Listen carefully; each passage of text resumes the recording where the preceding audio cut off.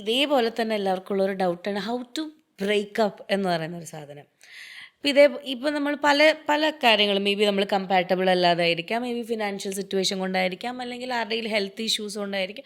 പല കാര്യങ്ങൾ കൊണ്ട് നമ്മൾ ബ്രേക്കപ്പ് ആവുന്ന ആൾക്കാരെ കണ്ടിട്ടുണ്ട്. But an ideal way to get a breakup എന്ന് പറയുന്നതുണ്ടോ ശരിക്കും?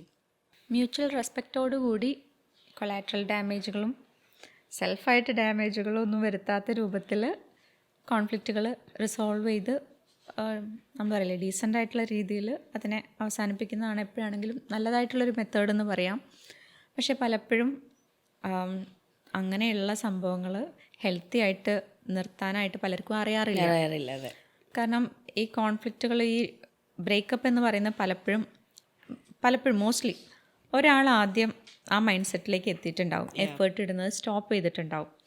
എന്നാൽ ഈ സ്റ്റോപ്പ് ചെയ്തത് കമ്മ്യൂണിക്കേറ്റ് ചെയ്തിട്ടുണ്ടാവില്ല, അല്ലെങ്കിൽ സ്റ്റോപ്പ് ചെയ്തുകൊണ്ടിരിക്കുകയാണ്, അല്ലെങ്കിൽ ഇയാൾ ഇമോഷണലി വിഡ്രോ ചെയ്യുക എന്ന് പറയുന്നതായിരിക്കും ആദ്യത്തെ സ്റ്റേജ്. അത് അതർ പേഴ്സണെ നോട്ടീസ് ചെയ്യാനും പറ്റിയിട്ടുണ്ടാവില്ല, ഇയാൾ കമ്മ്യൂണിക്കേറ്റ് ചെയ്തിട്ടുണ്ടാവില്ല. അതൊരു അൺഫെയർ അല്ലേ ശരിക്കും? അതിങ്ങനെ മെല്ലെ മെല്ലെ മെല്ലെ അയാൾ അതൊന്ന് പോവാൻ നോക്കുമ്പോൾ മറ്റാൾ but still stuck in there എന്ന് പറയുമ്പോൾ മറ്റാൾക്ക് കുറച്ച് സ്പേസ് കിട്ടുന്നുണ്ടല്ലോ ചെയ്യാൻ വേണ്ടിയിട്ട്. അതിന് ഈ ഇമോഷണലി ഡിസ്റ്റൻസ് ചെയ്യുന്ന ആൾ ഇമോഷണലി കണക്റ്റഡ് ആവാൻ പലപ്പോഴും ഒരുപാട് ഡിമാൻഡ് ചെയ്യുന്നൊരു ഫേസ് ഉണ്ടാവും. Okay, get it. അത് നടക്കാതെ വന്നിട്ട് ഇനി ഇത് വർക്കാവില്ല, എന്തൊക്കെ ചെയ്തു കഴിഞ്ഞാൽ ഇതിങ്ങനെ പോവുള്ളൂ എന്നുള്ളൊരു കൺക്ലൂഷനിലേക്ക് അയാൾ ഇമോഷണലി, അത് മെൻ്റലി ഫിസിക്കലി ഒക്കെ ഡ്രെയിനിങ് ആയിട്ടുള്ളൊരു ആക്ടിവിറ്റിയും കൂടിയാണ്. മനസ്സിലാവുണ്ടോ? ഞാൻ നേരത്തെ പറഞ്ഞ പോലെ എൻ്റെ അല്ലേ എവിടെ പോകാനാ എന്നുള്ള ആറ്റിറ്റ്യൂഡിലായിരിക്കും പലപ്പോഴും പാർട്ട്നേഴ്സ്.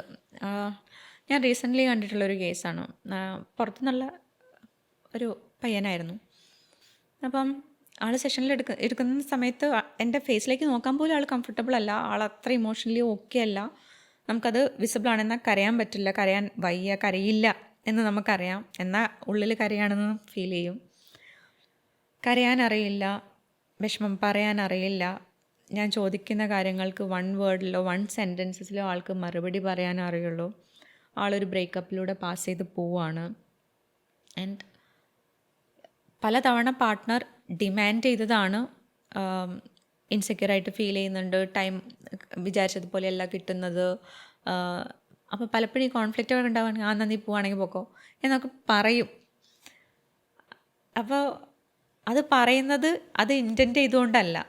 ആ കോൺഫ്ലിക്റ്റിൻ്റെ സമയത്ത് പെട്ടെന്ന് ഷട്ട് ഡൗൺ ചെയ്ത് ആ കോൺവെർസേഷൻ നിർത്താനും, അല്ലെങ്കിൽ നമ്മൾ ദേഷ്യപ്പെട്ടാലാണ് അത് സ്റ്റോപ്പ് ആവുള്ളൂ എന്നുള്ളൊരു തെറ്റിദ്ധാരണയെന്നൊക്കെയാണ് ഇങ്ങനെയൊക്കെ സംസാരിച്ച് പോയിട്ടുണ്ടാവുന്നത്.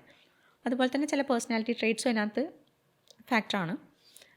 പക്ഷേ ആക്ച്വലി പാർട്ട്ണർ വിട്ടിട്ട് പോകുന്ന ലെവൽ വരെ അവർക്ക് ഓരോ തവണയും ഞാൻ നന്ദി പൊക്കോ എന്ന് പറയുമ്പോഴത്തേക്കും അവരുടെ റിലേഷൻഷിപ്പ് ഓരോ തവണയും ബ്രേക്ക് ആവുന്നത് പോലെയാണ്.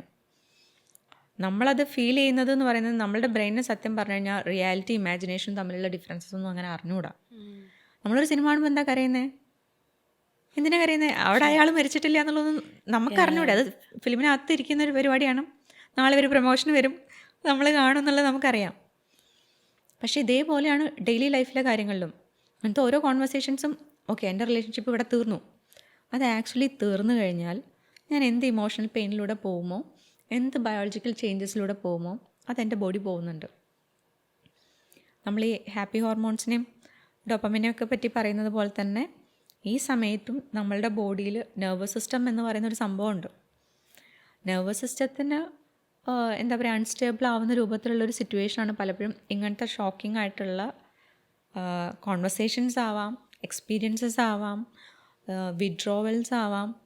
മനസ്സിലുണ്ട്? ഇമോഷണൽ വിഡ്രോവൽ എന്നൊക്കെ പറയുന്നത് നമ്മുടെ നെർവസ് സിസ്റ്റത്തിനെ ഡിസ്റെഗുലേറ്റ് ചെയ്യുന്നൊരു ആക്ടിവിറ്റിയാണ്. എൻ്റെ ട്രസ്റ്റ് ബ്രേക്ക് ചെയ്യുന്നത് പോലെയാണ്. ഇയാൾ കൺസിസ്റ്റൻ്റ് അല്ല, ഇയാൾ റിലയബിൾ അല്ല എന്നുള്ളതാണ് ദേഷ്യത്തിൽ വെറുതെ പറയുന്ന ഈ സെൻറ്റൻസസ് പോലും ഒരാളിൽ ഉണ്ടാക്കുന്ന ഇമ്പാക്റ്റ്.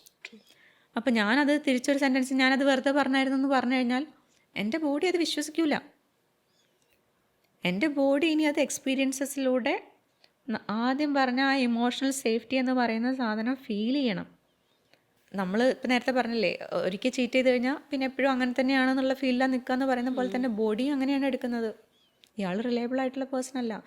ഒരു എക്സാമ്പിൾ പറയാം. ഇപ്പം നമ്മൾ സ്കൂളിൽ വഴക്ക് പറയുന്ന അല്ലെങ്കിൽ ക്വസ്റ്റ്യൻ ചോദിച്ച് അടി തരുന്നൊരു സാറുണ്ടെന്നുണ്ടെങ്കിൽ അയാൾ ക്ലാസ്സിലേക്ക് വരുമ്പോഴേ നമുക്ക് ഹാർട്ട് ബീറ്റ് കൂടും അല്ലേ? അയാൾ നമ്മളെ തല്ലിയിട്ടൊന്നുമല്ല, പക്ഷേ സ്റ്റിൽ നമ്മുടെ ബോഡി റിയാക്ട് ചെയ്ത് തുടങ്ങി. എന്തുകൊണ്ടാണ്? മസിൽ മെമ്മറി എങ്ങനെ ഇതുണ്ട്. ആ മെമ്മറി ഇതേപോലെ പാർട്ട്നേഴ്സിൻ്റെ സിറ്റുവേഷൻസിലും ഫോം ചെയ്യുന്നുണ്ട്. ഓരോ തവണ ഹേർട്ടിംഗ് ആയിട്ടുള്ള രൂപത്തിലും ട്രസ്റ്റ് ബ്രേക്ക് ചെയ്യുന്ന രൂപത്തിലും ബിഹേവ് ചെയ്യുമ്പോൾ ഫിസിക്കൽ ബോഡി എഫക്റ്റഡ് ആവുന്നുണ്ട്.